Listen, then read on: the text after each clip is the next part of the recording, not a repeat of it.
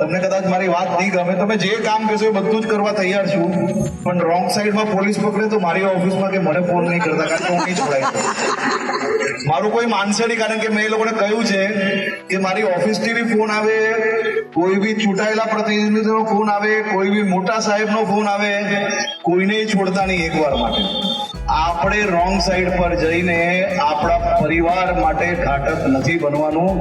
આપણે ટ્રાફિક નિયમોનું પાલન જો કરશો તો સુરક્ષિત ડ્રાઇવિંગના કારણે તમે બી સુરક્ષિત રહેશો અને તમારા સુરક્ષિત રહેવાથી તમારું પરિવાર બી સુરક્ષિત રહેશે.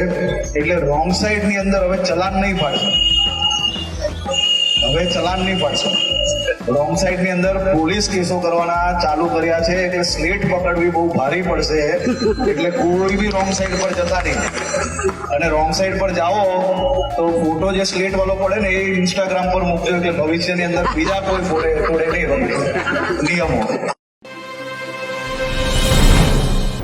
નમસ્કાર દર્શક મિત્રો, ગુજરાતમાં પોલીસે એક અભિયાન શરૂ કર્યું છે 22 તારીખથી 30 તારીખ સુધી, અને એ અભિયાનની અંદર જે લોકો રોંગ સાઈડ ઉપર જઈ રહ્યા છે એની સામે ગુનો દાખલ કરવામાં આવે છે, ધરપકડ કરવામાં આવે છે. પોલીસે એમ કીધું છે કે દંડ નહીં કરવામાં આવે, પરંતુ જે પકડાશે એની સામે ગુનો દાખલ કરવામાં આવશે. હવે ગૃહ રાજ્યમંત્રી હર્ષ સંઘવીએ તાજેતરમાં સુરતમાં સિટી લાઇટ રોડ ઉપર એક કાર્યક્રમમાં એમ કીધું કે કોઈએ પણ મને કે મારી ઓફિસને ફોન કરવો નહીં, અને કોઈની પણ ભલામણ ચાલશે નહીં. રોંગ સાઈડમાં જે પકડાશે એની સામે ગુનો નોંધાશે. તો આના વિશે હું તમારી સાથે વાત કરીશ. મારું નામ રાજેશ શાહ છે અને તમે જોઈ રહ્યા છો ખબર છે .com. દર્શક મિત્રો, હર્ષ સંઘવી રાજ્યના ગૃહમંત્રી, એમણે સિટી લાઇટ રોડ પર એક આમ્રપાલી સોસાયટીમાં લોકોની સાથે સંવાદ કર્યો, અને એમાં એમણે એમ વાત કરી કે લોકોના સલામતી માટે અમે રોંગ સાઈડ ઉપર જે જઈ રહ્યા છે એનું એક અભિયાન શરૂ કર્યું છે. તો એની અંદર જે કોઈ પકડાશે એની સામે દંડ લેવામાં નહીં આવે, એમની સામે ગુનો દાખલ કરવામાં આવશે, અને એને સ્લેટ પકડીને ગુનેગારની જેમ ઊભો રાખવામાં આવશે. અને પાછું એમ પણ કહેવાયું કે ઇન્સ્ટાગ્રામ પર એનો ફોટો મૂકવામાં આવે કે જેથી બીજા લોકોને પ્રેરણા મળે કે આવું કામ નહીં કરે. હર્ષ સંઘવીએ પાછું એમ કીધું કે કોઈએ મને ફોન નહીં કરવો, કે મેં મારા પોલીસ અધિકારીઓને પણ કીધું છે કે કોઈનો પણ ભલામણનો ફોન આવે તો નિયમનું જે ઉલ્લંઘન કરે એને છોડવો નહીં. ઓકે, ગૃહ રાજ્યમંત્રી હર્ષ સંઘવીએ કીધું બહુ જ સારી વાત છે, બહુ જ સારો નિર્ણય લીધો છે, અને અમે ખબર છે .com તરીકે એમ કહીએ છીએ કે અમે તમારી સાથે જ, અમારો ફૂલ સપોર્ટ છે તમને. પરંતુ સાથે સાથે મંત્રી સંઘવી સાહેબ, અમારે તમને એમ પણ કહેવું છે કે અમે તમને ફૂલ સપોર્ટ તો આપીશું, 100% ફૂલ સપોર્ટ આપીશું, પરંતુ શું તમે એવી ગેરંટી આપશો કે આ જે પોલીસવાળા તમારા ઉઘરાણા કરે છે એની સામે પણ તમે પગલાં લેશો, એની સામે પણ FIR કરશો, એમને પણ સ્લેટ પકડીને ઊભા રાખશો? શું તમારા પોલીસને 1 રૂપિયો પણ લેશે તો તમે FIR કરશો એવી ગેરંટી આપશો?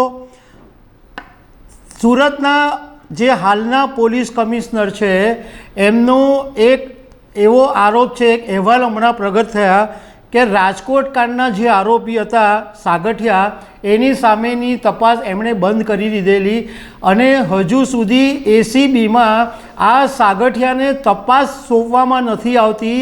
તો શું મિસ્ટર સંઘવી તમે આ બાબતે પણ કંઈ બોલશો ખરા? સંઘવી સાહેબ, પહેલાં તમારે પોલીસ સામે FIR કરવી પડશે, પોલીસને પણ સ્લેટ લઈને ઊભા રાખવા પડશે, તો પ્રજા તમારી સાથે છે, પ્રજા તમારી સાથે રહેશે, અને ખબર છે .com પણ તમારી સાથે રહેશે.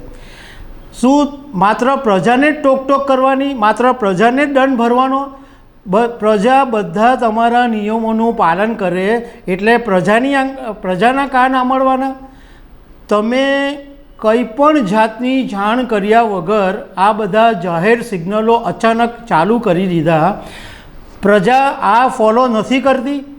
એક તમારા એક 6 મીટર જવું હોય તો તમારા 3-4 સિગ્નલ આવે છે. લોકોએ કલાકો અડધો કલાકો સુધી ઊભા રહેવું પડે છે, તો પણ લોકો ફોલો નથી કરતા.